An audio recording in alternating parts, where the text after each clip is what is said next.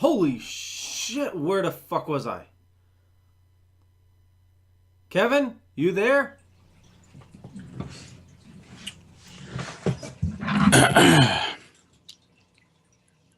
I'm Kevin. Tony, come in, Tony. Earth calling Tony.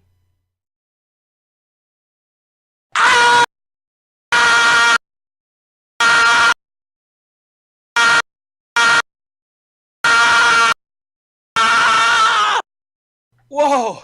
I don't know what that was, but I'm Mr. Tony the Dead. Hey, Mike, where are you? I'm Mike down front. Thanks for joining the Dorkening. Woo! Hi, Chihuahua. We'll catch you guys later.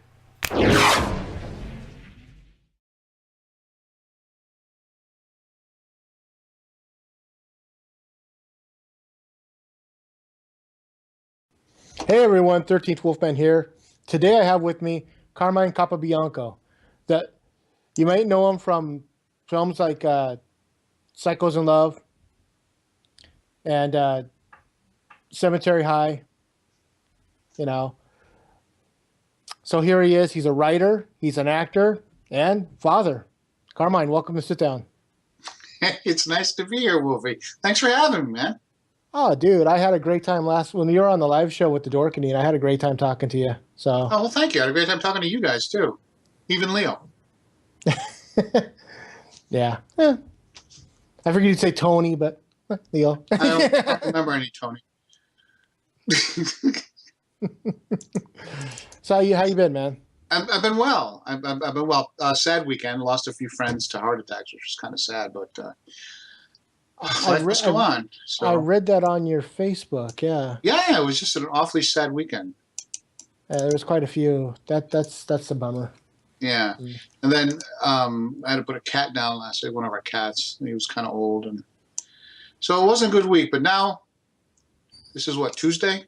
Yep, Tuesday. Tuesday. Okay.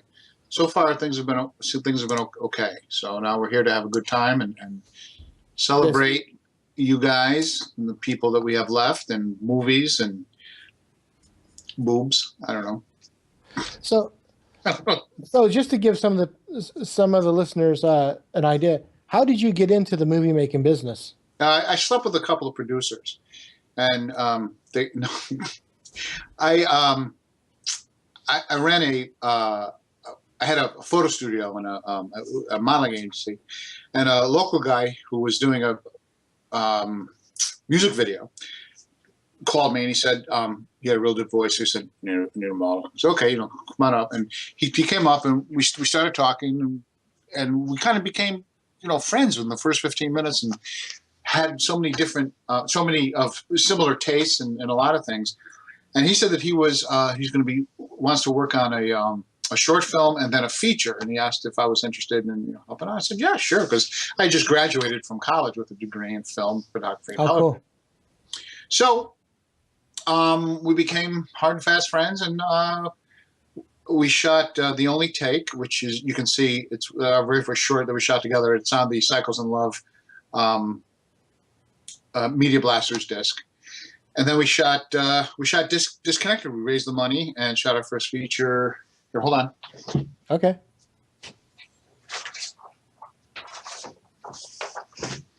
Okay. This was our first feature. Disconnected. Very Yep, cool. Disconnected. Not Disconnect Ed, but it's Disconnected. And he gave everyone and I'm probably going to repeat this on another show later that we're going to do, but he gave everyone in the behind the scenes a chance to get a part, to do a small role in the movie. He says, "You want to do a part?" I said, "Sure." He goes, "Well, I can see you as the cop in this and blah blah blah." I said, "Okay." So I did it, and I played Detective Tremaglio. And when the film showed here and there, people said, "Boy, that guy that was the detective, he was pretty funny. He was really good." And I said, "Okay, that's kind of made me feel good." So when we did, we co-wrote another feature called and then we filmed it on video, and it was like the worst ever. But that Disconnected sold all over the world, which was really cool. And when we did, we just it was just really bad. So we just showed it on some cable stations, and it was nominated for a couple of awards. One being I was nominated for Best Supporting Actor, not writer. I wrote it, but Best Supporting Actor. I'm like, wow, that's really weird because I never thought of myself as an actor, and I won.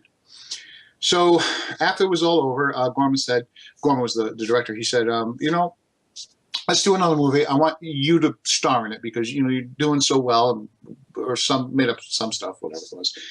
So we co-wrote Psychos in Love, and I got to star in that movie. We had such an absolute wonderful time making that movie, and little did I know the following it had until we got Facebook and all these other social media. But it was really a great time, and after that, the rest is kind of history. So. That's the story, Laurie. What? That was the cool thing about the 80s. I mean, there were a lot of lower budget companies putting out stuff. You had Troma and just so many other films, and it was either we had Charlie Band. So Charlie Band, Disconnected was Active. I think had it. Active Home Video, and a few other places got it. They were selling it overseas because there were such people wanted video. They wanted videos to release, so it was a lot easier to sell and so I remember Gorman was really excited. He called me up and he said we just sold it in Taiwan, the rights to Disconnected in Taiwan. I said that's really great, and he says we got $6. So I was like, okay, I'm not in it for the money because I'll unless I become big like James Balsamo. No, I'm kidding. Unless I become big, I'm not going to be rich. But just making them and just making people happy and making them laugh, that fulfills me. That is great.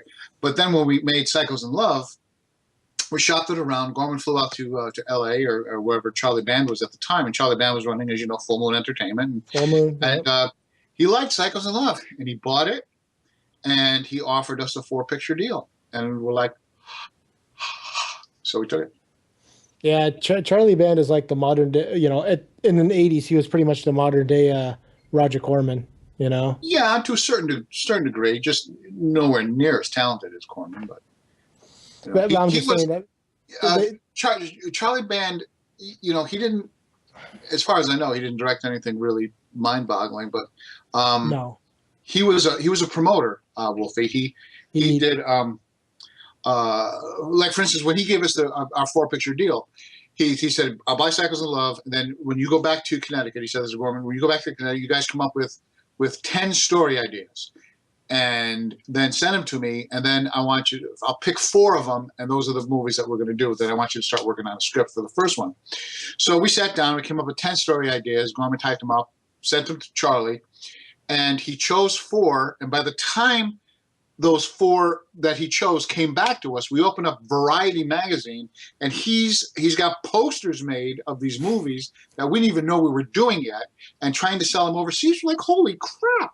And if you go to my Facebook page, I have a few of the posters. Galactic Gigolo was originally called Club Earth. There was another poster for Pandevil, which we never made. But I mean, he was like selling these movies overseas, and we hadn't even made them yet. Didn't even know we were supposed to. Yeah, that's pretty amazing. You're right. Charles Band was definitely an ace promoter. He really was. Yeah. I mean, I could think of so many films from the Full Moon collection that I love, and the first one being Tourist Trap. Mm-hmm. But yeah, so that's how you kind of that's a cool story to be able to say you started out with just this one little film, and then next thing you know you're making movies with Charles Band.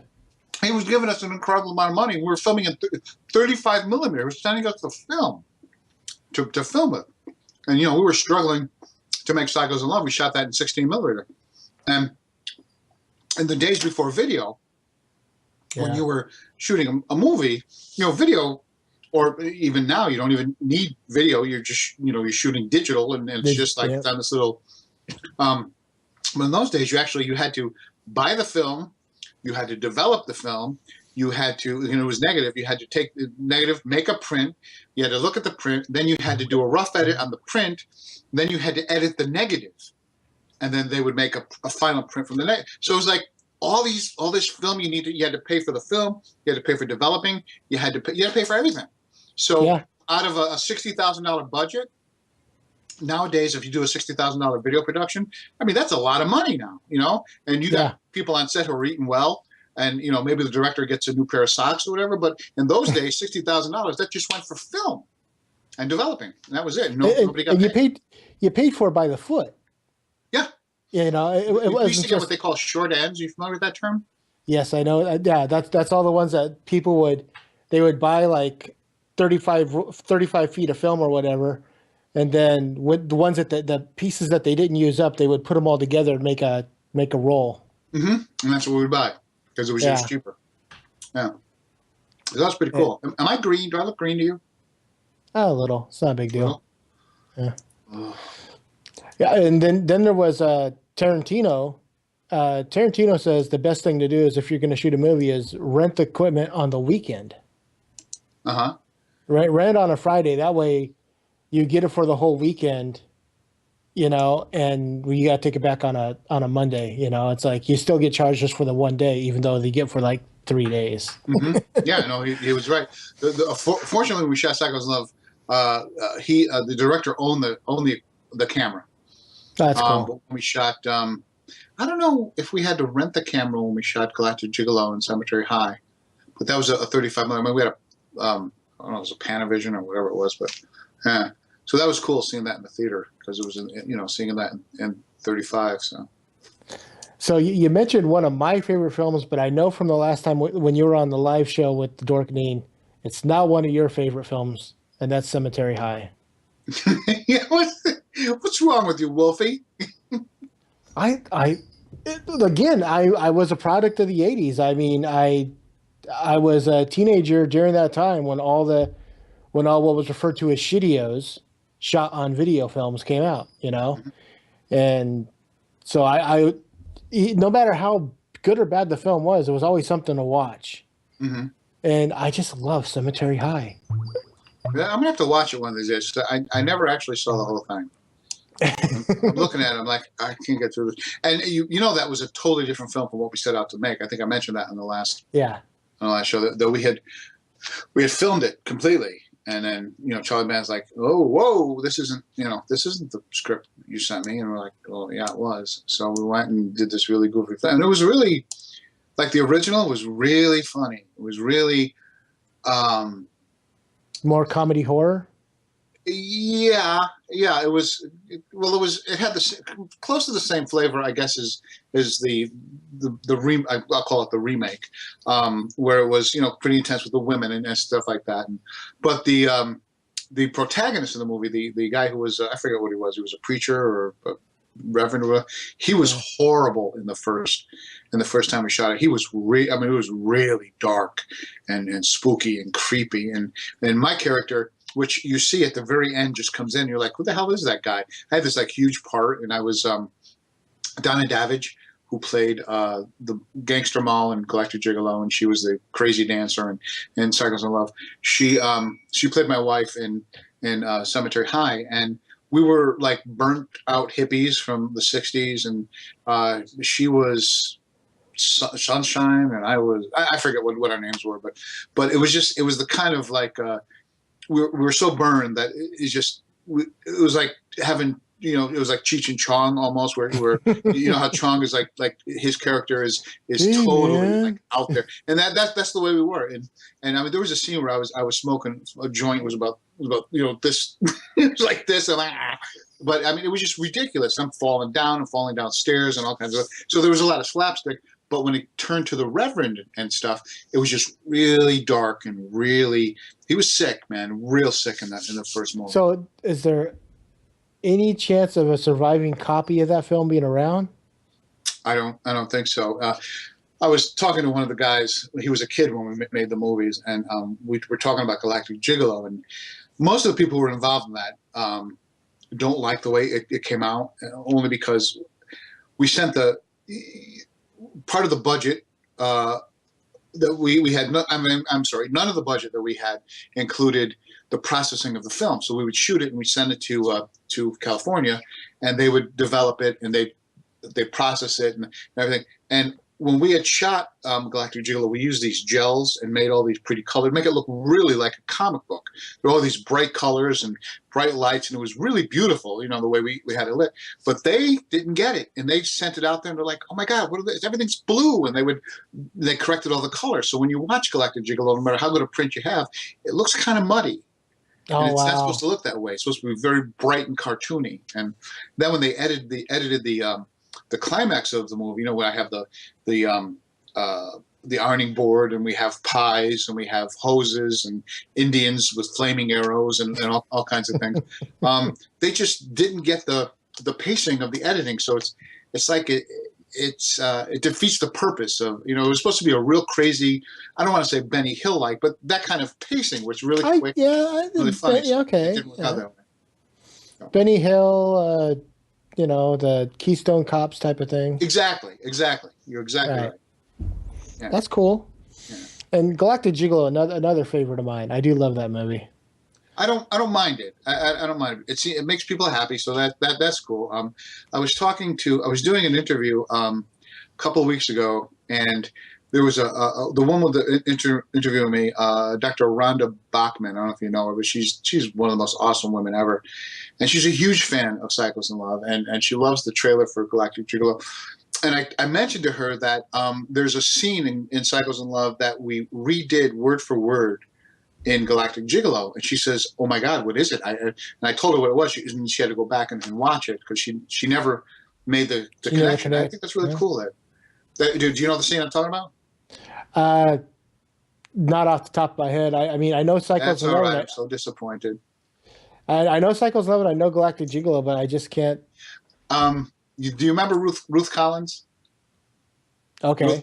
Ruth Collins, the long black. She was Dr. Ruth in Galactic Gigolo, and she was the headless dancer. And I just reconnected with her on Facebook. I was so happy because we were all worried about her because we hadn't heard from her in years. And she used to work with Marilyn Chambers, and she done a lot of Chuck Vincent movies, and she had done a couple of movies with Frank and a movie with Debbie and stuff like that. And she, when she was on set, she always had this persona, this off-screen persona that was her on-screen persona. So you never knew what she was really like, you know. So she was kind of like a Marilyn Monroe person, you know, just had that breathy voice and that wiggle and those huge boobs and everything. And she would talk, and you just never knew if she was really that dumb or not. And it turns out she wasn't. She's a really smart woman, but she had us all fooled for like a couple of years. And we're like, wow, what's wrong with Ruth? What? It's just amazing the things that come out of her mouth. And it turns out it was just all an act. Off screen, she was this character also. It was amazing. She's like, let's see how long I could fool these people. It's the best practical joke. Yeah, I mean, even she was remember the magazine National Lampoon? Yeah. Okay. Well, she was. She always did the photo funnies and that. She was on the cover a couple of times. Okay. And stuff like that. And even in the photo funnies, it was the same character. She played herself as this person, and no one ever knew the real Ruth. It's just, to this day, it just amazes me. And I see her on Facebook, and she's got kids, and she's a wonderful mother and stuff like that. And it just amazes me that she was this way. I love her. I love her to death. I really do. That is so cool. So you're talking about the bright colors that you guys used with the gels. Was that inspired by like a Dario Argento? No, it was actually, when we wrote A Galactic Gigolo, it was one of the ideas we came up with. You know, broccoli from outer space comes down to Earth and goes to the horniest town and makes it does it with all the women and stuff like that. We came up with this really ridiculous story, and Charlie said, "Hey, this one." Like, okay, and we just wanted to make it cartoony. There was we even came up with a cartoon that I had come up with. It was called Digger Spin and Those Wacky Natives. I don't know if you remember. And there was a Dave, who was one of the gangster guys. He was the one that wore the plaid jacket. Sean, who was the Elvis at the end. He also did the sound and stuff like that. Who is a brilliant animator in California now, and is doing all kinds of things and winning Emmys and stuff. And I'm so proud of him. He drew up this comic book, Digger Spin and Those Wacky Natives, and it was hysterical. And eventually I wanted to do a script and actually do this and play Digger Spin. But years later, I realized I had unconsciously stole the name from Benny Hill, but Benny Hill called him Digger Blue. And okay. I got the name Digger from, but it was really cool. So you'll see in Galactic Gigolo, he actually holds up and he keeps talking about the comic book. Digger Spin would do this, and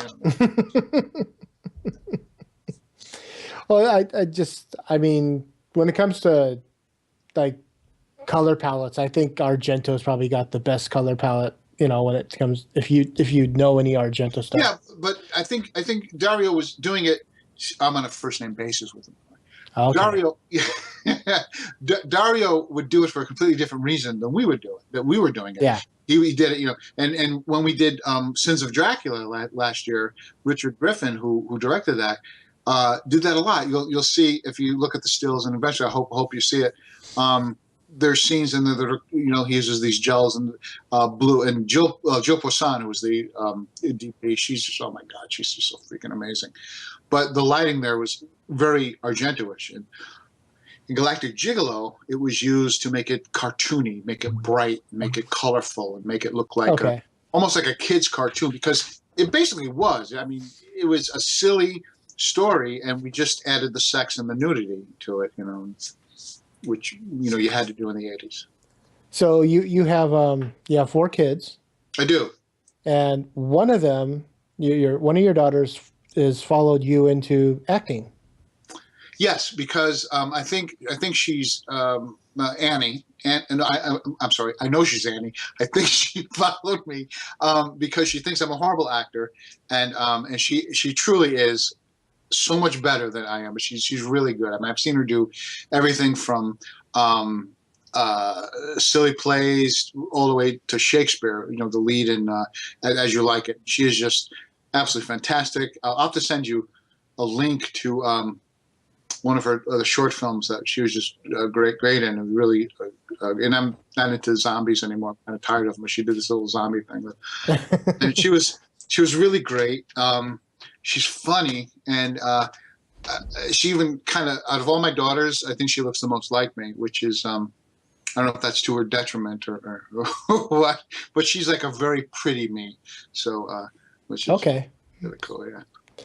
Yeah, that's kind of cool. But I mean, did you know? So you knew early on that she wanted to follow in your footsteps. She would.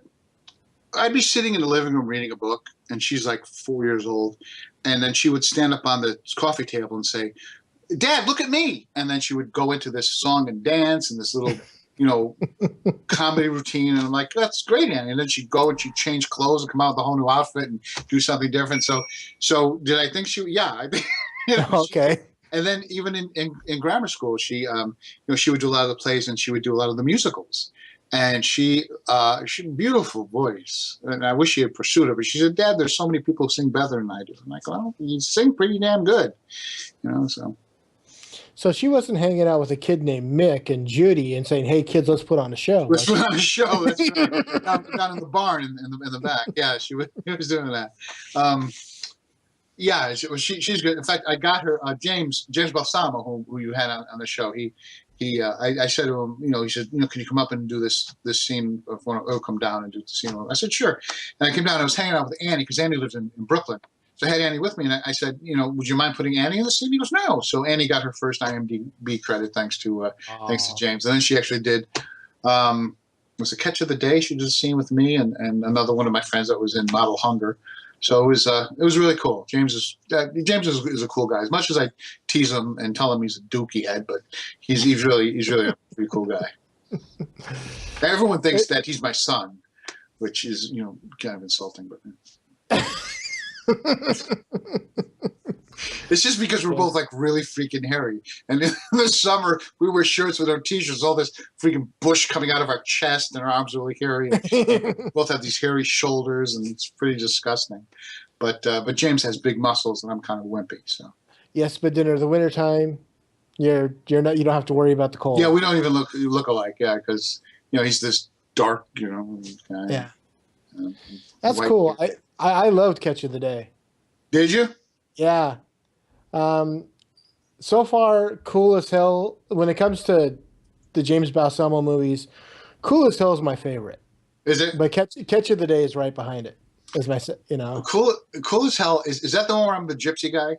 Yeah. Okay. Yeah. Oh my God, we filmed that at midnight at Forbidden Planet, which is this huge comic book store in New York, and we filmed it down the basement. And it was midnight. And we were really silly. We just gotten back from having pizza, and my daughter Annie, who's in the scene with me, she plays my daughter in the scene, which is kind of type of canceling. She put mascara on my eyes. My hair was all wild and stuff. And I think I just wrapped Model Hunger, and my hair was growing because I had dyed it for the movie. My hair was growing, so I looked a total mess. And I put this up. So I said to James, "I'm going to do an accent." He goes, "Well, what kind of accent are you going to do?" And I said, "I don't know, just mix them up." And I did like every accent I can think of. So as you watch my character do all this accent, and I'm doing my scene, it was so hard because, you know, when there was my one shot or my two shot with Annie, James would be on the other side of the camera, and he's on his knees crying, laughing. And we had such a good time doing that. And you'll see a few times in the scene, you know, one of us is cracking up because it was a silly scene. It really was. Yeah. Yeah. James seems like a great guy. He actually filmed Leo and Kevin at one of the cons they went to for a scene in Bite School. Oh, cool. That was I saw that scene. They were naked and kissing. I saw that. Yeah, that was it. Yeah. They're all painted yellow, and with big sevens on their chest. I remember that. It was a good scene. Yeah. Yeah. You know, so something I heard something about green Jello. You know, but I wasn't sure if that was just rumor. It's true. Or... It's all true. What you've heard is all true. Yeah. Yeah, you know, and Leo's bottling it, that stuff, that green Jello. He got it to this consistency. He's calling it actually pond scum, is what he's calling it. It's his own brand of. I don't know what I'm talking about. I'm sorry, Leo. Okay. Oh, it's okay. We pick on him too. I mean, do you? Yeah. It's for other reasons, but yeah. That's great. So you're also a teacher at a college. I did teach it at a college. I was teaching in Watertown. I had a few classes that it was like substituting because it was just I'm doing my stuff for other people. Do websites and graphics and advertising and stuff like that. So it was like, I got a degree. Let me go teach. So they called me, and I was just having the absolute greatest time during the downtime. I said, I need to make a little money. So I did this, and I loved it so much being in these classrooms that I did it for a couple of years, and I just couldn't get enough of it. And they were calling me every day. And I'm like, yeah, I'll do it. Yeah, kindergarten, yeah, I'll do it. 6th grade, yeah, I'll do it. 8th grade, high school, yeah, I'll do it. I loved it. Wow. I love being around kids because I'm so immature. Kid-like? Childlike, yes, that's the word. Kid-like, yeah. We're all a little immature, man. Yeah. But the kids relate. The kids relate to that, And I never ever mentioned, the movies that I'd done and stuff like that. And somehow it leaked out, and they're like, "Mr. C, did you really do movies?" I'm like, well, yeah, because I don't want to lie to them, So, but I never told them the titles. Well, that's like Kira Shawn, who is a Night of the Living Dead. She's like a 7th grade. I think it's a 7th grade English teacher, and every year she has to deal with the new group of 7th graders discovering that she was a Night of the Living Dead. Like, wow. Oh my God, you were Karen? Yeah, and she's such a sweet woman too. She really is. Is she? I haven't met her, so. Yeah, I haven't met her, but I've seen her stuff online. But Mike Watt and Amy Lynn Best, they're because they live in the same area of Pennsylvania and stuff. So and they do all those. What is that? Monster Mania, I think, is over there. Monster Mania, yeah. Or no, not Monster Mania. But there's a lot of them. I mean, yeah, but it's ridiculous that they. Chiller Theater, Monster Mania, Rock and Shock, Cinema Wasteland. That's it, Cinema Wasteland. Cinema Wasteland. That's the one that they do, and I guess Kyra or Kara, or she pronounces it. She does that once in a while. So. Yeah, I don't know how you pronounce it. I just have always said Kira Shawn. So I have no idea if that's right or not. Yeah, it's pretty nice. And Leo, you probably know this. few months ago, there was this teacher and this guidance counselor at a school, and they were making these horror movies with nudity and stuff like that. They had a production company. Totally, they didn't leak it out. Told no one. And they both got fired from their school jobs. Yeah, it depends on. I guess it depends on what you sign when you get hired. Yeah, I guess. I mean, if they were working for like a parochial school, I could understand, them being upset about that. But public schools, I don't know. Well, when I was teaching at public school, I said to I was in the younger grades, I said, "Hey, listen, I got this really great Santa costume. I'd be more than happy to come in dressed as Santa tomorrow." And they're like, "Can't do it." Oh, can't do it. Can't do it. Santa's a religious figure. Yeah, because of religious. It's like, yeah. But yeah, they're singing Christmas carols. I'm like, playing with dreidels. I'm like, come on, yeah. Santa Claus. Yeah. They're kids. They're freaking kids. I know. The world has become way too PC. They're like second grade. They're in grade 2. They're 7 years old. Why? Why deprive them? It's because of freaking. I just hate. I hate political correctness.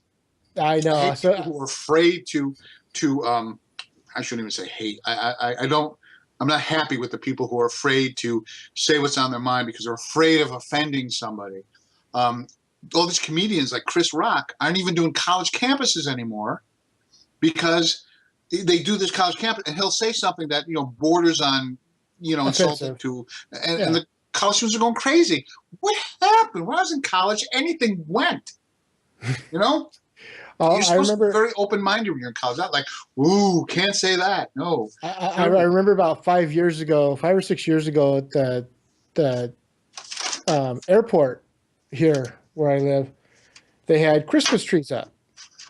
Well, they weren't allowed to call them Christmas trees. They're holiday trees. They weren't, and because they had holiday trees up, they had to put up menorahs to make we can't just pick one religion. We have to celebrate them all. It was just kind of weird. And then the following year, they didn't put any decorations up at all. That's ridiculous. Yeah. What is wrong if someone puts a menorah up? Yeah, okay, it's Hanukkah. Great. Yeah. Someone puts up a tree. Okay, it's Christmas. Okay, well, what is that? Jingle bells? Yeah, it's a Christmas song. It's not a holiday song. We don't play it on all the holidays. It's played on Christmas. It's a Christmas song. What's the big freaking deal? When I was working retail, they a couple of bosses said, "Hey, it's Happy Holidays." Don't say Merry Christmas. I said, screw that. Merry Christmas. It's Christmas. Merry Christmas. It's Hanukkah. Happy Hanukkah. It's Kwanzaa. Happy Kwanzaa. What difference does it make? Who are you offending? How can you possibly offend? You just struck a nerve, Wolf. Okay. Well. No, I struck. I mean, I understand. That same nerve gets struck at me too about the whole thing. So, I mean, we can sit here and talk about it till we're blue in the face, and nothing will come of it because the wrong people are running the show. I know. Some people are complaining about Halloween now. Oh, it's a holy day. The next day is a holy day. It's hallowed evening, and it's supposed. Let the kids dress up and go get freaking Baby Ruths. Okay, what's the big deal? Leave it alone.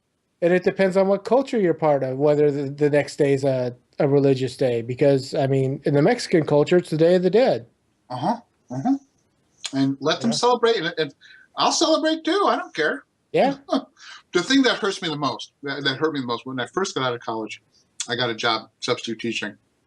And I went to one of the classes I had was a kindergarten class. And I got in there, and the teacher came running over to me, one of the other kindergarten. She goes, "Okay, listen." And this was the days when you can bring in cupcakes. Now you can't bring in cupcakes. So she said the mother brought in these cupcakes. There's 24 cupcakes here. There's 24 kids, but that boy right there cannot have a cupcake. I'm like, oh boy, was he diabetic? No, he is a Jehovah's Witness, and they don't celebrate birthdays. And I'm like, but I'm just giving him a cupcake. Can he have it? No, he can't, because that means he's celebrating a birthday. The parents specifically said that he cannot have a cupcake. So you got 23 kids having a great time, eating cupcakes, and this boy is just sitting there. Got a couple. Yeah, but you know what? I mean, I've actually known Jehovah's Witnesses growing up, and it doesn't mean anything to them. What's that? Sir, it doesn't mean anything to him. I mean, he's been raised that way his whole life, so he's just kind of used to it. And you know what they do on But holidays? dude, he was kindergarten. He I was know. 5. I get it. I get it. You know what they do on holidays? They go to Disneyland. I kid you not. Disneyland is open on Thanksgiving and Christmas, and the people that don't celebrate holidays, that's where they go. Breaks my heart. Yeah. Breaks my heart. Especially, I mean, I have anyone who wants to celebrate any religion, that's absolutely fine. I am all for, following anything. If you have a belief in something and you're not hurting anybody, Yeah. great. You know what I mean? If it makes you happy and you're happier because of it, great. Celebrate it, enjoy it, embrace it. But sometimes you get a religion that is just a little bit too weird, and like ISIS. It's just like, really. And then you hear about. I have nothing against Jehovah's. And without sounding cliche, I have a couple of friends who are witnesses, and they're wonderful, wonderful people. But when you look at as an outsider looking in at that religion, you're like, really, only that many people can get into heaven? So why are you proselytizing? 144,000. What's that?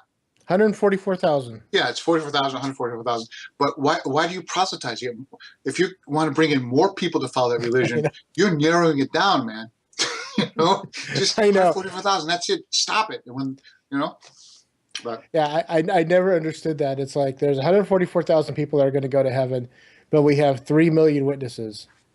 yeah. So yeah, just like the odds are not in your favor. It's just not in your favor. So yeah, but yeah, you celebrate whatever you want. Be an atheist if you want. Be a Catholic. Be any kind of Christian. Be a Jew. Be a Muslim. They're all wonderful. I know all kinds, and they're all just there are the people who are the weirdos, the people who say, oh, I believe in this and this and I'm holy and this and that, and then they turn around and do these really awful things. But then there are the people who, I believe in this and here's, I do this for people. They don't say it, but yeah. So there are good people and there are bad people. And Yeah, as I said before, just and celebrate. that goes with. And the people who are against horror movies, who say they're disgusting and they're there's like I'm not holding a gun to your head. You don't have to watch them. Okay. Exactly. I don't watch movies where dogs die because that's just too much for me. So Yeah, I understand what you're saying, and I know a lot of people that feel that way, but I don't know what it is. With me, I guess I could disconnect the difference between knowing that the dog didn't they didn't really shoot disconnect. Old Okay. Yeah, they didn't really shoot Old Yeller in the movie. I mean, I know, but just the whole idea.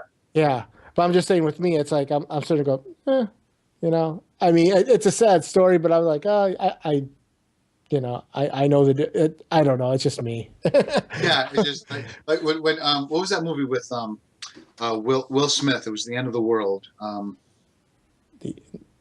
I Am Legend. I Am Legend. Yeah. So I'm working at this place, and a friend of mine watched, and he told me the story and stuff, and I said, "Oh my God, does the dog die?" And he's like, "No, you'll love it. The dog will be fine." And I'm watching it, and the dog is killed. I'm like, I got really pissed because I don't want to see that. It's just it upsets me. So. Oh, Carmine! I know he didn't really die. Yeah. Keller wasn't really shot. It's just like when you see the movie Love Story, that Ally McGraw didn't really die of cancer. It's just. You know what though? I got a real problem with that movie. The tagline. Love means never having to say you're sorry. That's a load of crap. It is. Yeah. You shouldn't be doing anything that you have to apologize for. I think maybe is what it means. But if you love somebody, you do something wrong. I'm sorry I stepped on your cat's head. I really am. It was an accident. I'm sorry. Yeah, it's like love is never having to say you're sorry. I'm sorry I slept with your mom. Really sorry, it just fell in. I don't know. So just edit that out, okay? Just Yeah, sure. No, I do love that movie, but I've always had a problem with that line. You know, Ally McGraw, personal favorite. Actress of mine. yeah, and she was a chiller a few years ago. Still, she's wrinkly and skinny and icky, but she's still beautiful. She still has it. Yeah. Well, Carmen, I want to thank you for coming on and talking, man. I mean, the time just flew by. Is it time? Is it time to go? Is it time to go on the next show? Yeah, I hadn't gone on the next show. Man, I just like that. Usually it's like a 20-minute interview, and I know we went a little bit longer, but I'm cool with that. I mean. Well, thank you. I'm flattered that you allowed me to go longer. Oh, it's all good, man. I like listening to you talk because you're one of those guys that have been around in the business long enough that you have the more interesting stories. Well, thank you. Then maybe on the next show I'll tell more about James Balsamo. I'll tell you all his deep dark secrets. I don't know about the dark ones. Maybe the deep ones. I'll tell you about him and a dog and the Leo Pond scum with the Jello and the green stuff. That one I do want to hear. Okay. So thank you again for coming on. Sure. I'm the 13th Wolfman, and I'm on the prowl.